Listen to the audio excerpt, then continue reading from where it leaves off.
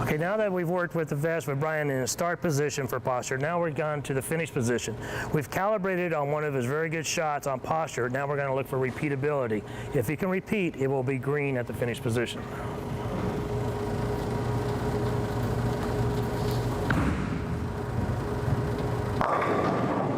As you can see, that was a very good shot.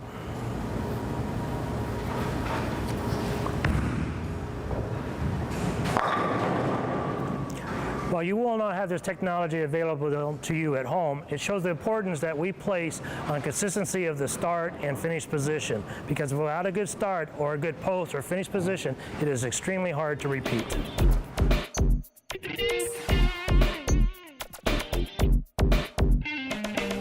Here at the training center, we work a lot with the opposite arm.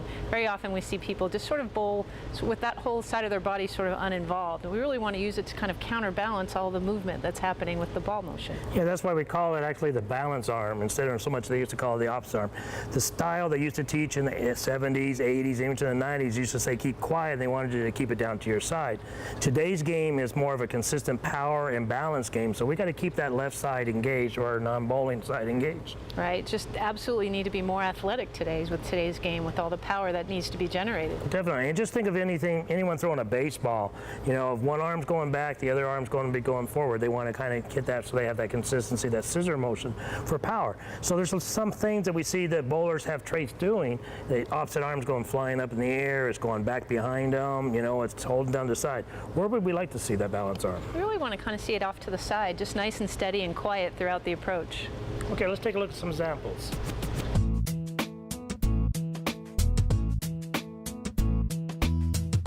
On this shot, we'll see Steven, and he's going to get that opposite arm back a little bit too soon. It sort of follows the ball into the backswing.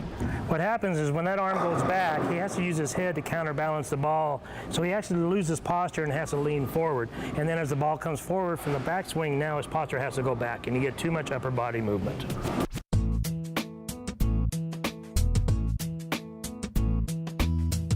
Oftentimes we'll see bowlers get that opposite arm a little bit too high above their shoulder. It gets them up on their toes. So they end up seeing them there in about 2 or 3 in the posture or the pivot step. They're losing all their leverage because all the energy is going up. And then as they try to release the ball, everything collapses and the ball will have nothing on it.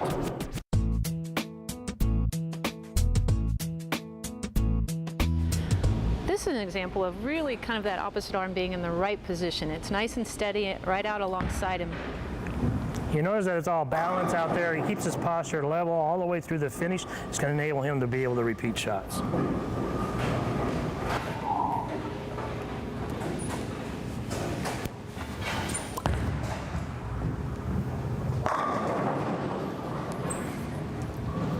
With me I have Chris Barnes, one of the best bowlers in the world, and he is a phenomenal example of utilization of the non-bowling arm or the balance arm. Why do you use your balance arm? What is the purpose of having your arm out here when you're bowling? Well, like everything that goes on within sports, every reaction has a counter reaction. You see a baseball pitcher, you don't see any of them throwing the ball from right here. They reach out and they go back through. Bowling's the same way. As I go through my approach, immediately this balance arm goes down and in front, and it counterbalances my high backswing, keeps my shoulders steady going all the way through the approach. And if you didn't even watch Chris's career over time, there was a time when he used to bend his non-bowling arm similar like this, a little bit closer, but he still had some upper body movement when he's doing that. And now, as you see, as his game is advanced, he's actually got it extended out there. His upper body doesn't move at all.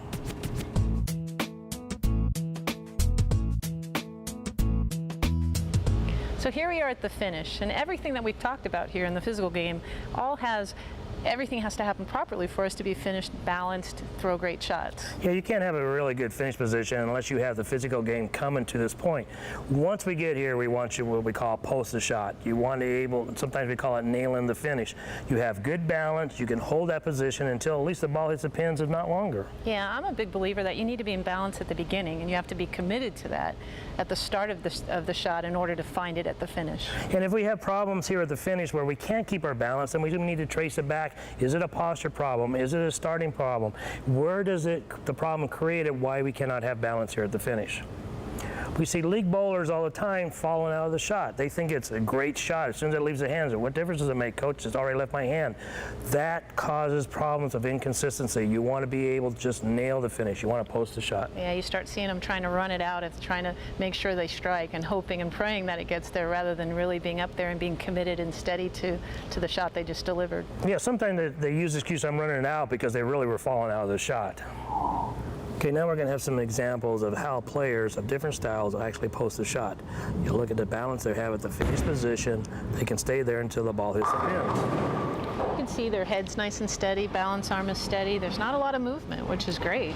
And it needs to be started right in the very stance. If we don't have good balance in the stance, we can't post that shot at that finish position and have that consistency. No, you're not going to gain balance throughout your footwork. You have to start with it. I think your body sort of yearns to get back in balance. Yeah, there's used to be that saying, you know, well, I'll get the balance as I move. No, if you start out of balance, you're not going to gain balance and move up the approach. You need to start in a nice balanced position and have that nice, clean finish position. You can almost see sort of a green light flash in front before they start. You know that they're ready, and they're ready to just deliver a nice and steady balanced shot, which is what we're seeing over and over with all these different style players. Yeah, we've got straighter players, we got slower speed players, we got higher speed players. But the one thing you can tell that they finish the shot, that you have a really good finish position. Okay, now we're going to take our models, and this is going to be extremely hard for them, but they're going to try to show you falling off the shot. I mean, it's things they've trained their whole lives not to do. So we're going to give you some examples of what we see out in league bowling. All right, well, here goes Brian. Let's see what he has. Oh, that is a very common move. We see that over and over again. Yeah, he's trying to get a lot on the bowling ball. The problem is when you do that, you don't get a lot on the bowling ball. You lose a lot of power, the ball ends up going a lot straighter. And accuracy, I would imagine, as well. There's a really good one. We've fallen off, get overextended into the leg. Again, this is really tough, but we see it quite often, and it's cause and effect.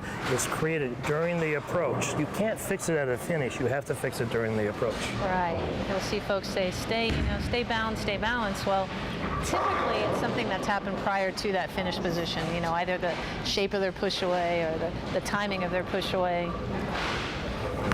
Yeah, like Carolyn, she just shows us a good one that they lost their posture and they reared up, and when you lose your posture and you go back, you're going to lose your finish position. Stephen, prior to that, collapse forward and you're going to lose your finish position. Right. Oh, that was a save there. Boy, that's yeah. We see that a lot of times at spare shots, don't we? Yeah. Folks where they're just trying to make sure they keep their body going in the right direction and don't think much about staying accurate and steady with it. Oh, there's the common run out. There's the common run out to save.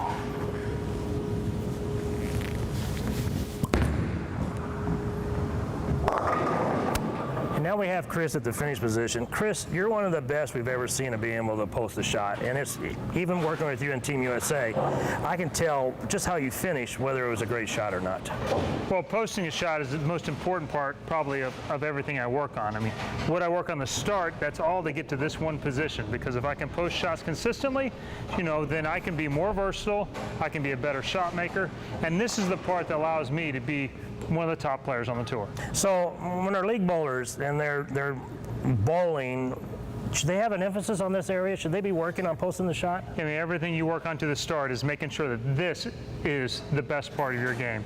If you can consistently post up shots, you're in better leverage position, you can be more accurate, you'll have more versatility, and you'll have a stronger release too. Okay, in conclusion, we've shown how important the opposite arm or balance arm is in bowling for consistency. We really want to make sure when we're on house shots that we really keep that arm nice and steady and alongside when you deliver the ball. Yeah, we don't want it moving forward and back as we go up into the approach because it causes us to have inconsistency problems. We cannot repeat shots. We don't want it going up. We don't want it back. We just want to use it as a balance. Just think of a teeter-totter. As the ball goes back into your backswing, you want your opposite arm or your front arm to be balanced.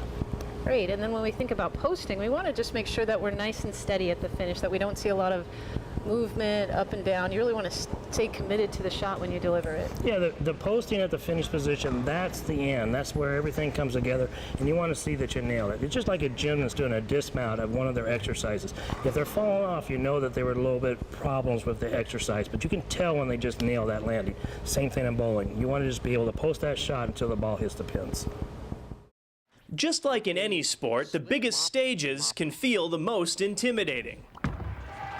Peel, peel, yeah, But while there are a lot of variables from place to place, some things always remain the same, like the size and shape of the lane.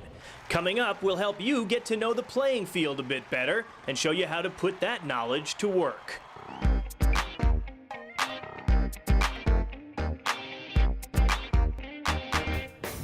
Lane play in a typical league is much different than what you see on the Pro Tour or in Team USA competition. At the Pro Tour, it's pretty flat, and so if you miss your target by a couple of boards, you might miss the head pin or leave a split. While in the league conditions, you get a little bit of help there, helps you hit the pocket more often, and it obviously moves the scores up. Ultimately, though, it doesn't really matter whether the scores are high or whether they're low.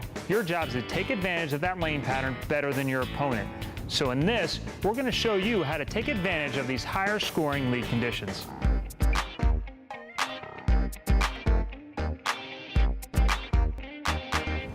Most bowlers are concerned with their ball going down the lane and watching it hit the pins. But you know what? Without the approach and the lane, we'd have nowhere to throw our bowling ball or where to start our approach. On the approach, there are two sets of locator dots. One right here in the back of the approach, one here right in front. Depending on whether you take 4 or 5 steps, the length of your steps will be where you choose to start on the approach to make it to the foul line. Now be aware of where you start, because there are some bowling centers on which the approaches have 5 or 7 locator dots. So you must be aware of where you start so you're used to that in case you're in a center that has different dots. Now that you know exactly where you're going to start on the approach and you're ready to make your shot, let's learn a little bit about that lane. Don't forget, though, the first part, the foul line. Do not cross the foul line, because you know what happens. You get a 0. About 8 feet, approximately, past that foul line is your first set of locator dots. A lot of people use these dots for their target. It's a personal preference on where you want to target on the lane.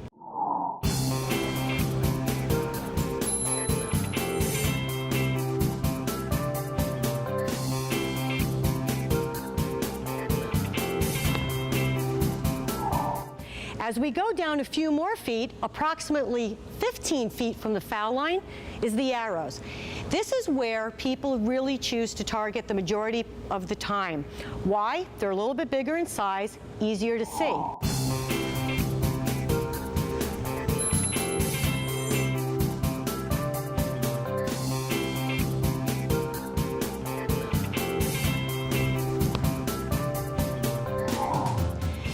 Are in 5-board increments. So the first arrow for a right-handed bowler will be the 5-board. The second arrow will be the 10-board. The third arrow will be 15, and so forth and so on by 5-board increments.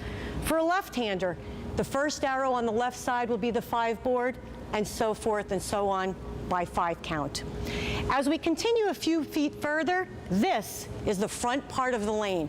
This is where you're going to see the majority of oil on a typical house shot. Come with me, we're going to continue. As we go down a little bit further, now we're hitting the middle part of the lane. A little bit less oil, and this is also referred to as the mid lane. This is where the majority of bowlers want to see their ball start to make some type of move to the pocket. On certain synthetic lanes, you'll find darker boards down the lane that people can use to target. They're called range finders. Targeting is a personal preference, like a few other things in bowling. So wherever you're comfortable, whether it be the arrows or the range finders, pick your personal spot where it's easy for you to keep your eye on your target. And finally, as we make it to the end, this is what we call the back end, right before the pin deck. This is where your ball is going to make that turn into the pins and knock down 10. Don't forget, though, this lane is 60 feet long, so that ball's got a long way to travel, but you know what? You can do it.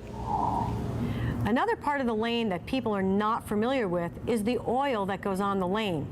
We talked about how the front part of the lane has the majority of the oil on the league pattern, and this here, I guess, is a tube of exactly what's on that 60-foot lane. Yes, Carolyn, this is, I mean, we bowl on an invisible playing field, which really is hard to tell where's the oil at and where it's not. So I have a vial here and actually has the amount of oil that you would actually have on a lane.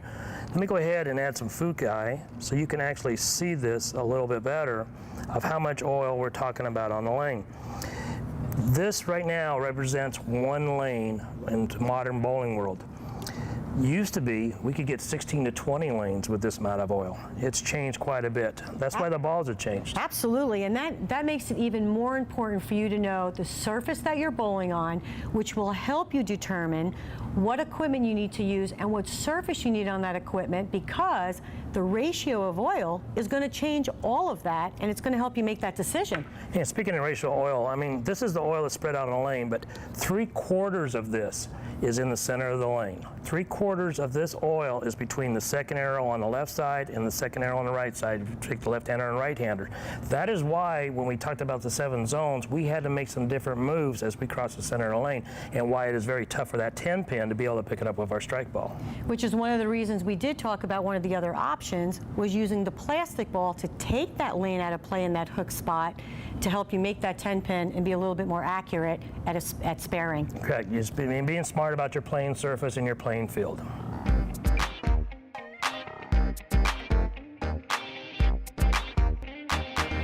Kim, we hear the condition or the analogy a lot, house shot. How would you describe what a house shot is? I think a lot of times when we're on house shots, we see a high volume of oil in the middle of the lane, and typically the outer boards are a bit drier. Okay, so you're going to see almost 10 times more oil in the center lane between the second arrow and the second arrow from the left or the second arrow for left-handers. So 10 times more oil there than it's going to be on the outside. Right, so you'll see, typically we want to start a little further right because we get kind of that built-in hook and we don't have to generate it with our hand or our rev rate. It's kind of free hook to get to the pocket. So we want to start in the oil. Oil is our friend in the front part of the lane.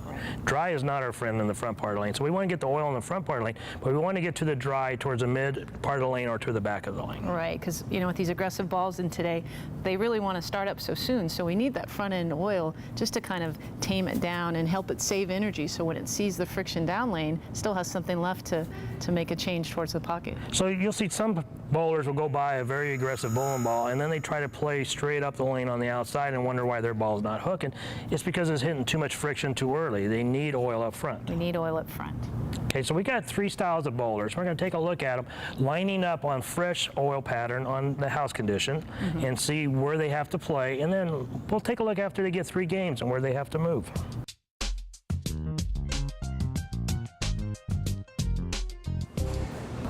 Okay, our first bowler is Teresa, and she's a fairly straight bowler. She's a very accomplished female bowler that we're going to see, but she's going to be pretty direct through the front part of the lane. Right, and she's starting the ball still in the head oil in the front, but she still needs to get it to the friction down lane for it to change direction and head towards the pocket. So she's crossing the arrows at approximately 7 board, and she's getting it down to about 9, 10 board farther down the lane to break point when it's coming back to the pocket. So she has a slight launch angle through the front part of the lane, but fairly direct compared to other bowlers that we might possibly look at.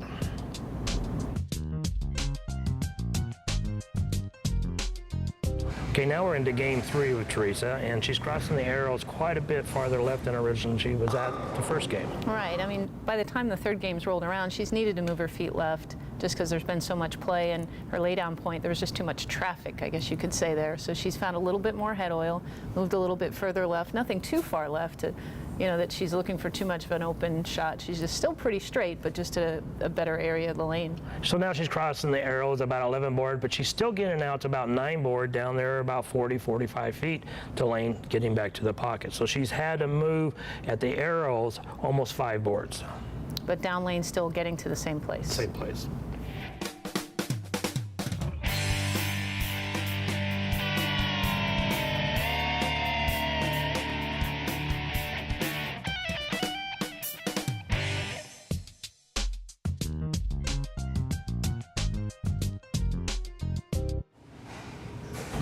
Okay, now we have our second bowler, Brian, which is a higher rev, more of a hook style player, and this is on the fresh condition.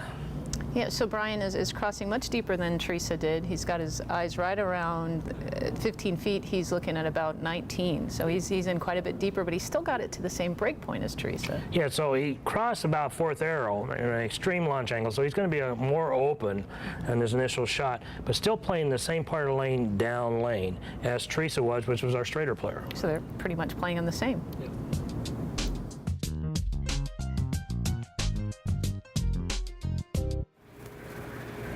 Okay, now we're into the third game with Brian, our high rev player that, hooks the ball quite a bit, and he had to make some drastic move adjustments between game 1 and game 3. Right. I mean, he's almost 10 boards further left with his feet. His laydown is significantly further left, and he's playing really almost the 5th arrow. Yeah, so he's almost an arrow and a half difference from the first game to the third game, and he's sliding 10 boards farther left than he initially started. He's really going to have to open up his angles through the front to get the ball out, because he's still playing pretty much the same area down the lane in the 45-foot zone. Right. Stayed in that pretty aggressive ball, which is what forced him further left to find more oil in the front. So you don't want to be afraid to start moving in when you start seeing that ball starting to hook a little bit early. And remember to keep your angles, preset your angles to get it to that break point.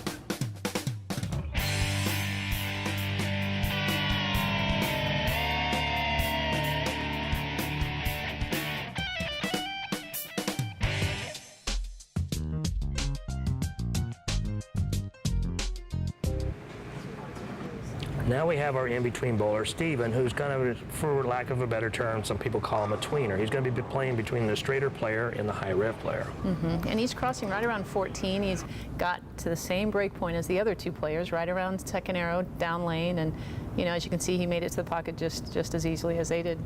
So I guess a key on the fresh patterns is not so much where you're crossing the arrows. It's going to be more based off your style, getting that preset, that launch angle, and getting down to the break point down the lane for this house condition. Right. Understanding your ball roll and where you need to be on the lane is probably the most important key here. So lining up to say, hey, you're playing third arrow, I should not be playing third arrow. Right. You don't always want to play the same area on the front part of the lane, figuring out where people are striking from in the back part of the lane down at the break point.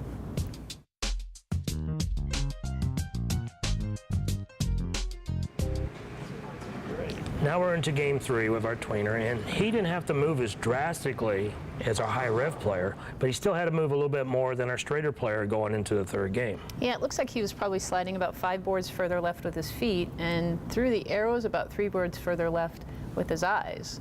So, we'd call that probably a 5-3 move. Okay, so he moved his feet 5 and his eyes 3, so he changed his angles through the front part of the lane, still trying to send the ball to the same break point or same area down the lane. So he just changed his angles through the front. So that's an angular move that we would normally call like a 3-2 would be. Your eyes move 2, your feet are 3, 5-3, feet are 5, your eyes are 3. So you're just changing that angle. When you do those kind of moves, though, you want to make sure that you preset the angle right in the stance. You don't want to stay as square or as open as you start changing angles through the front. Right, you want those kind of to preset your angle to the launch angle that you're creating so that they all match up. So it should look right when you're in your stance. It should look doable. Now, these were just 3 bowlers, so this was trios, so we only had 3 bowlers bowling 3 games on this pattern. Would we see more of a difference or less of a difference if we had 5 players bowling? Much more of a difference, and you'd have to make these moves a little bit sooner when you have that many, that many players on the lanes. So we see quite a few times players, they're striking, so they just stay there, and then all of a sudden they're shot because the lane's changed. Every time you throw the ball, the lane's going to slightly change. Right, you need to watch your ball reaction at all times, and sometimes it does. It sneaks up on us, and then we get behind the move. We're kind of struggling to catch up.